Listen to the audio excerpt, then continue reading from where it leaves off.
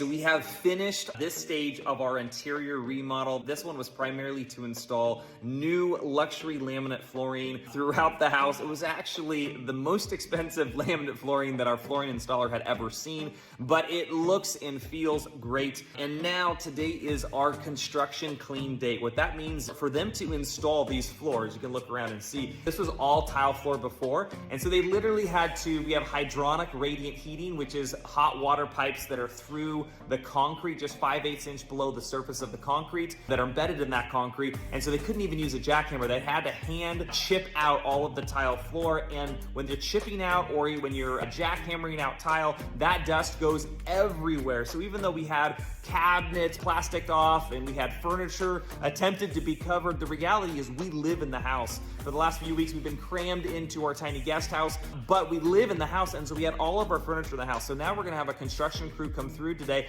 and they've gotta clean everything. When I say everything, I mean when you do a construction clean after a remodel, it is everything. They're gonna wipe down all of the beams above me, the ceiling drywall, the drywall on the walls, the outside of the cabinets. They're gonna open every cabinet door to make sure there isn't any dust inside. It's throughout all of the surfaces. The floors have to be vacuumed, swept, mopped. It's everything. Every piece of artwork that wasn't removed or covered needs to be taken out and carefully brushed off or wiped off. And even the wall behind the artwork or behind the mirror could have dust. That's all to be taken care of. If you have fans, fan blades, even the top of the cabinets, right? We have that little trim on the top of our cabinets, but on the top of that is a flat surface that is, you know, with that trim, it's maybe 2 or 3 inches deep. You got to imagine there is a layer of dust, specifically tile dust, that was cut up because literally these huge clouds of dust kind of come up when you're doing that kind of demo that has now covered that surface. So if we don't do a deep construction clean, when we have the fans on a warm day or something, that's going to kick up that dust and we're going to be breathing that in.